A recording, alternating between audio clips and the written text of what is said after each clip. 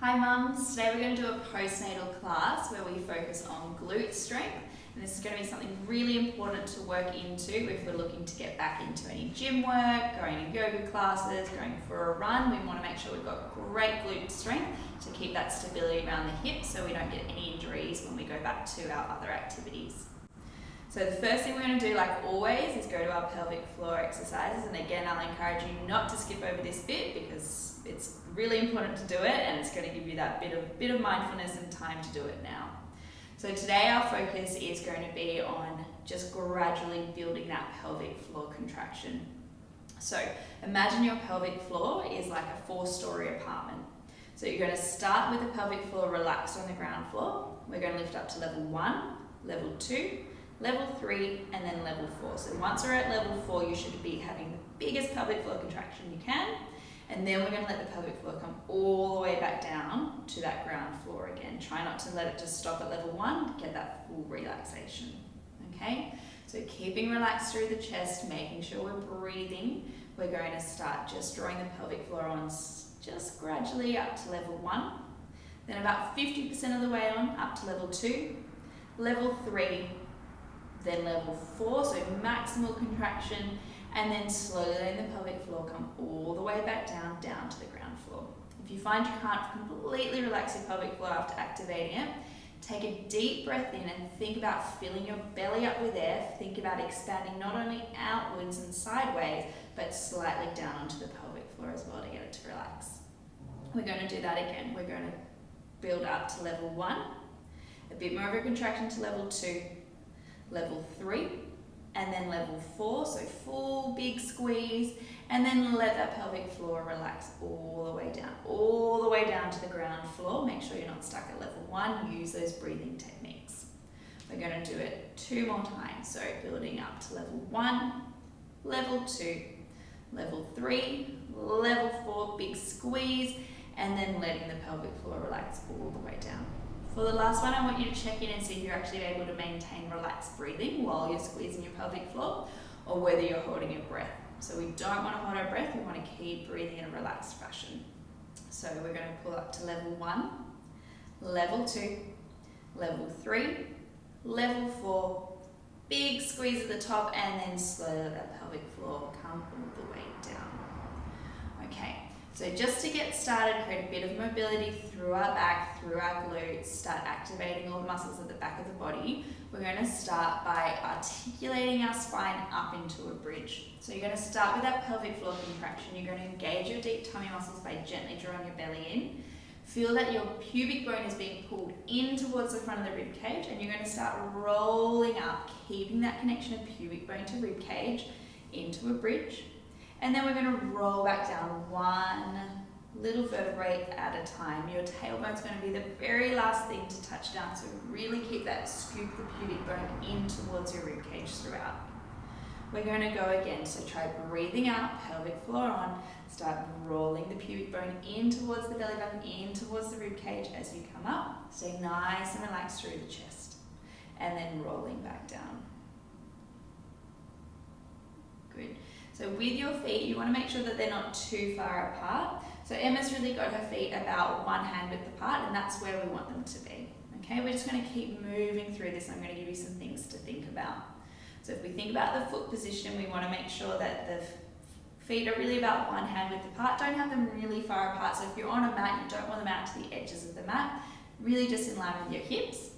And then your knees, we're also going to think about. So as you roll up, you'll either have the tendency to let the knees flop out to the side or have the knees come in to touch in the center. But instead I want you to keep those kneecaps pointing straight up to the ceiling, okay, so that your thighs remain parallel throughout the exercise rather than rolling in or out. We're going to do that one more time, rolling up. Good, so articulating, you should feel that you can get a little bit more movement through each little level of your spine, and then coming back down. This time we're going to go into another type of bridge. So rather than scooping the pubic bone in towards the rib cage and shortening through the front of the body, we're going to maintain our neutral spine position, push down through our heels, and squeeze our glutes gently to start lifting up. So we've no longer got that tucked position, we're just nice and straight, and then we're coming back down. You're going to push up again, Think about drawing the knees away from the hip bones and then coming back down. We're going to do 4 more of these. So we're pushing up. You should feel the back of your bottom and the backs of the legs starting to engage.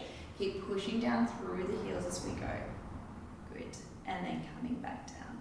Notice that at the top of the movement, Emma doesn't let her rib cage flare, so we still want to keep those ribs in throughout this whole movement. We're going to push up 1 more time and then come back down. Now we're going to work into some progressions from that. So if you found that pretty challenging on your glutes, feel free to just keep working through going up and down. Otherwise, we're going to add some progressions. So the first one, we're going to lift the bottom up away from the floor, just like we did. And then just lift your left heel off the floor, making sure your hip bones stay level. So try not to drop one hip down and then bring the heel down. Keeping the hips level, we're going to lift the right heel and then we're going to bring the heel down. From there, we're just going to let the hips come back down to the floor. Okay, so we'll come back up. So that progression is a heel lift with the left, heel goes down. Heel lift with the right, heel goes down, and then bottom comes down to the floor. If you feel that you can control your pelvis really well, so you're not rocking around, salsa dancing through the hips while doing this, the next progression is we're going to push up with our hips, and then we're going to float our left leg up to tabletop. So the knee is on top of the hip, and we've got a 90-degree angle at the knee. Then we're going to bring that foot back down, and we're going to go over to the other side. So squeezing the left glute, making sure the right hip doesn't drop down as the right leg lifts, and then the right leg's going to come down. And then we're going to bring our bottom back down to the floor.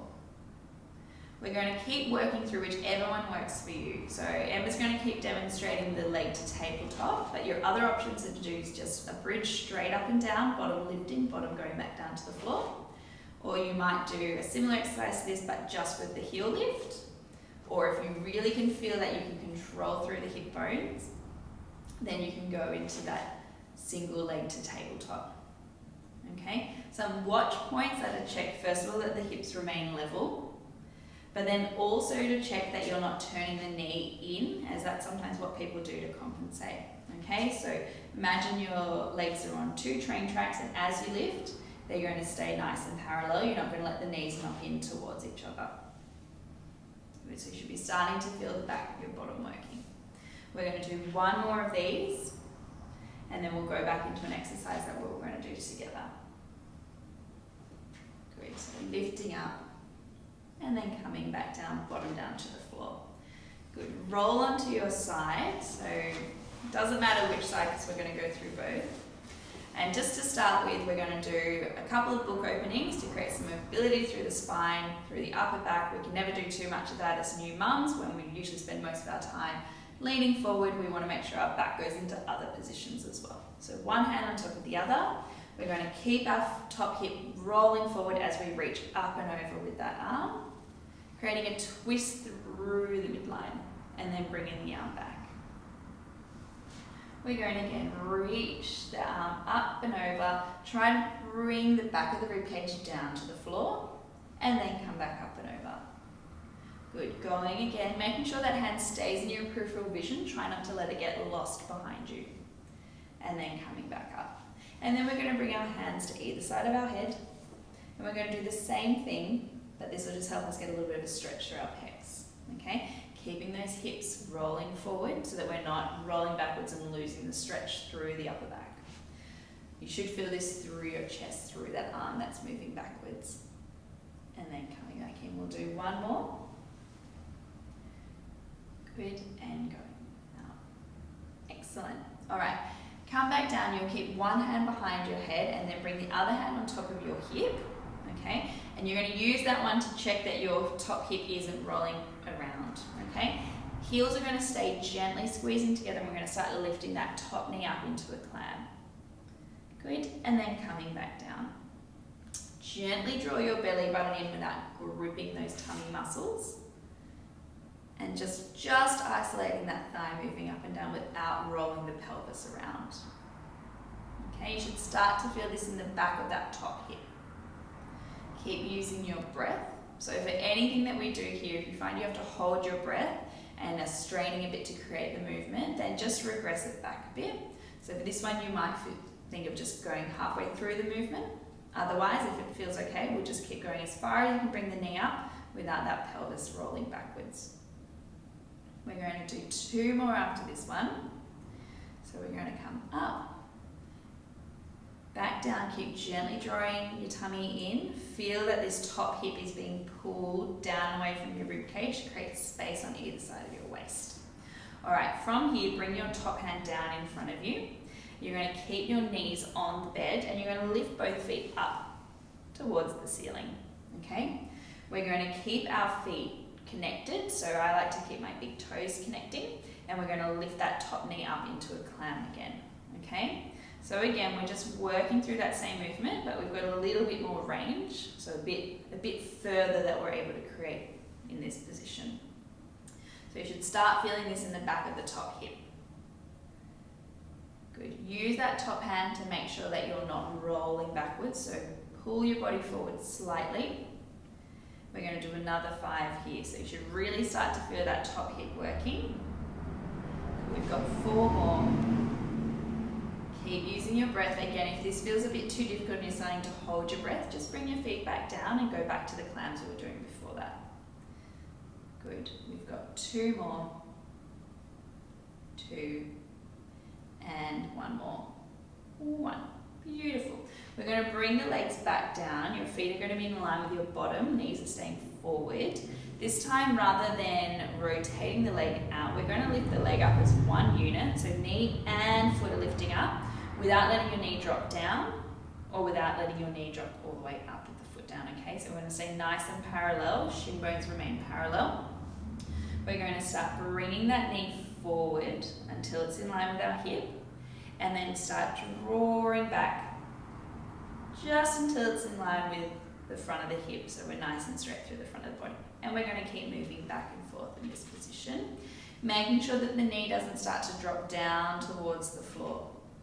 Okay, keep drawing your belly in, and we're making sure that as we bring the leg forward, we're not hunching under, and as we bring the leg back, we don't want to be releasing our tailbone. Okay, we want to keep our tummy muscles switched on, our back in a lovely neutral position, and we're just isolating through the hip. We're going to do 2 more here, and come back, and then 1 more, and then coming down. Okay, so we're going to flip on over and do the other side.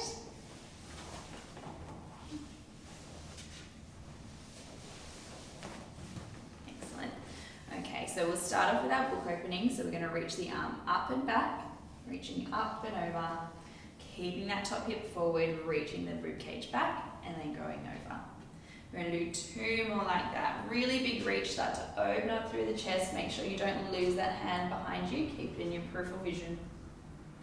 And 1 more. Good. And the next one we're going to go on to, we're going to pop our hands behind our head, clasp your fingers, and then start reaching that rib cage back, opening the elbows away from each other to feel a stretch to the front of the chest. This one should feel pretty nice. We're going to do 2 more like that, so keep that top hip rolling forward and coming back, and 1 more. Beautiful. All right, we're going to go into our clams again. Okay, so make sure your heels are in line with your bottom, knees are stacked on top of each other, and then we're going to start bringing that top knee up and then back down. Use your top hand to check what's happening around your pelvis. Are you rolling forward? Are you rolling backwards? If you're doing either of those, try and correct it so that that hip is stacked directly on top of the other one. Keep breathing. Keep gently engaging those deep tummy muscles. Okay? So it's a pretty low load exercise through the abdominals, so we don't need to grip them to stabilize too much, just gently activating through the tummy muscles. We're going to do 4 more here. Good, trying to rotate the thigh up to where it's comfortable for you and back down. Everyone's going to have different range in the hip, so you're going to work with whatever feels good for you. Really just trying to target right at the back of the hip. Okay? After this one, we're going to bring the knees down. We're going to lift the feet back up. Use that hand at the front to stabilize yourself, and then lifting the knee up, and then back down. And a little bit of a pop in the hip there from Emma. And then going again, lifting up and back down. As you get higher, your feet are going to start to come further and further down towards the floor. Keep lifting them up higher. That'll get further and further into your glute muscles. Again though, if this doesn't feel good for you, you can always bring your feet back down to the floor. We're going to do 4 more. And then after that, we're going to go back into that leg swing with our legs parallel. We've got 2 more after this. Should be starting to feel that top hip burning. It's a good burn. Good. Once you've done your 2, you're going to bring your both feet back down to the floor. Lift that top leg up to parallel. Start swinging the knee forward so that's in line with the hip. And then swing backwards. Good. Just making sure that that knee isn't dropping down towards the floor. We want to keep that connection through those glute muscles.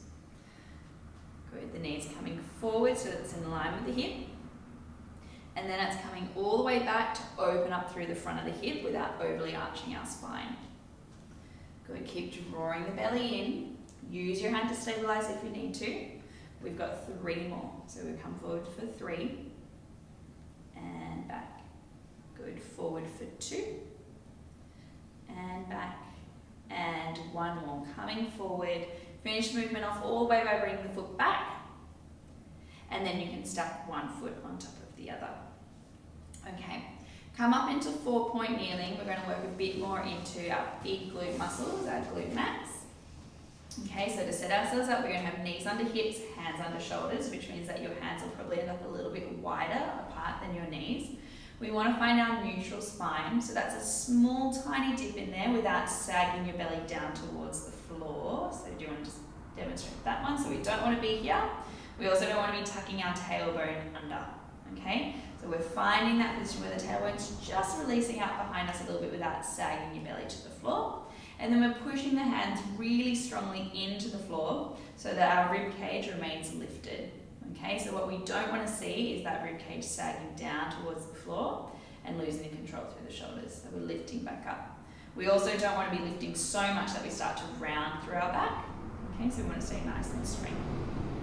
Once we've found that position, gently drawing the belly button in, we're going to push down through, make sure our right hand is nice and heavy as we start to lift that right leg up into a bent knee. Okay, so 90 degrees, we're going to flex the foot and we're going to try and keep our pelvis nice and steady. So keep your weight over that right hand if you can.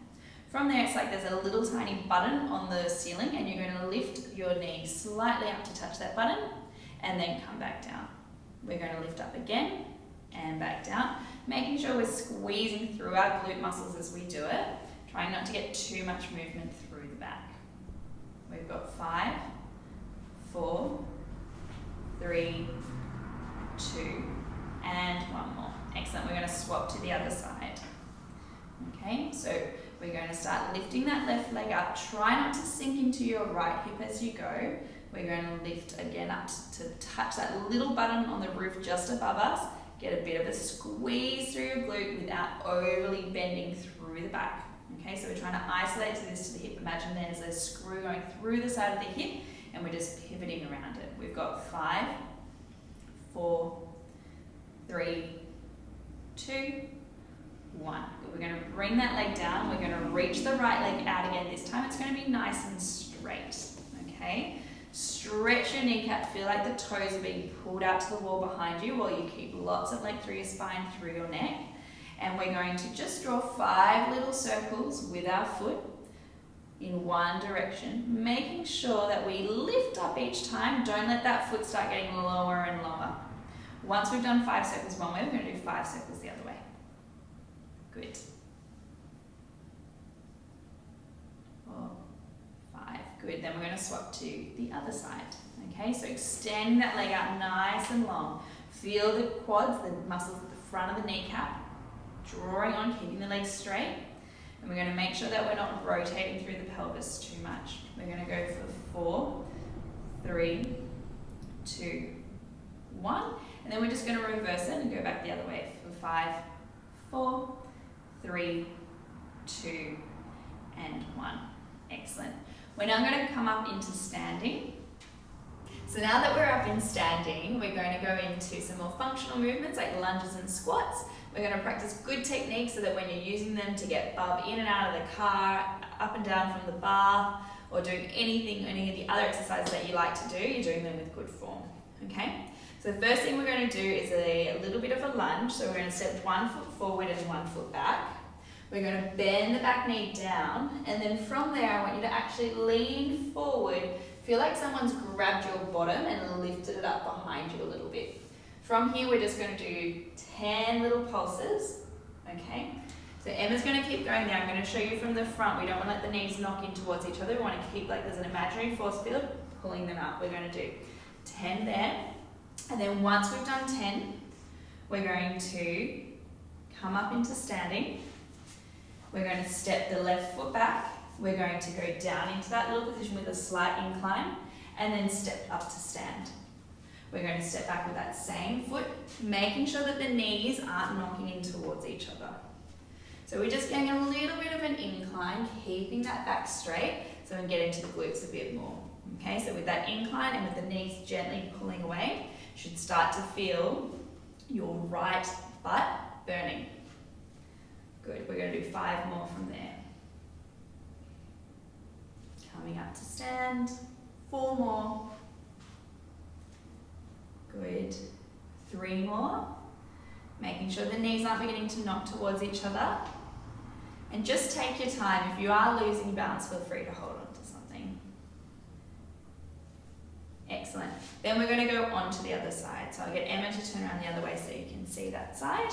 1 foot forward, 1 foot back. Make sure you're not standing on a tightrope. You want to make sure that the feet are wide apart as well. We're going to start bending the back knee down. Tilt forward from the hip, lift the glutes up behind you slightly, and then go into a little bend there. Good. Keep the knee pulling out away from itself. And just enough of a bend forward that you start to feel that glute working. So keep that left knee pulling out towards the outer part of the foot rather than letting the knee drop in. Good. Once we've done our 10, we're going to step that right foot forward, and then we're going to go into our small reverse lunge. So we're going to come down, stick the bottom out, and then step up to stand. When you come up to stand, tuck your bottom underneath you. Stand up tall, try not to stay forward flex the whole time. Good, and we're drawing in our belly button and we're using that nice neutral spine. We're not rounding through our shoulders. So that we're starting to work on keeping our back in a nice neutral posture, protecting our spine by using our deep tummy muscles when we're in standing. Good, we're going to do 2 more like that. Good, and 1 more. Excellent. Okay, so the next thing we're going to do is focus on not just our glute strength, but also incorporating our pelvic floor into it. Okay, so we're going to do a squat, and we're going to talk about how we use our pelvic floor when we lift something. Okay, so to start with, we're just going to go through the movement. So Emma, if she needs to, she can reach her hands out forward. She's going to sit her bottom back like she's sitting into a chair. Okay, those knees are pulling away from each other, and then she's going to squeeze her bottom to come back up into standing. Okay, so you're sitting down, and you just think that there's a little tiny chair behind you. You want to make sure that you're not coming too far forward, so you're not sliding the hips forward, you're sticking those hips back. Okay, Emma's going to keep working through the squats, as are you, and I'm going to talk you through how we use that pelvic floor. So the first thing, we come down to the bottom, we're going to pause for a second. And then as we go to come up, we're going to pull the pelvic, squeeze the pelvic floor, come up to stand. Okay, so come down, go to your, wherever the bottom is for you, squeeze your pelvic floor as you come up to stand. The next thing we want to think about is not just squeezing the pelvic floor as we push up with the effort to stand, but we also want to think about our breath. Okay, so when we breathe out, we decrease the amount of pressure that's in our tummy, and therefore the amount of pressure that's pushing down through our pelvic floor. So we're going to breathe out as we come to stand. So we're coming down, squeezing pelvic floor on, and breathing out as you stand. Coming down, pelvic floor, breathe out. We're going to do 3 more like that. Coming down, pelvic floor, breathe out. So this is something you need to take into your everyday life, whether it's going to get bub out of the bath, or whether it's, picking up some shopping or taking bub in and out of the car. As you go to lift, whatever you're lifting, You're going to use this good technique through the legs rather than rounding through the spine, but you're also going to contract the pelvic floor and breathe out as we go. So we'll finish on this last one, and you're all done.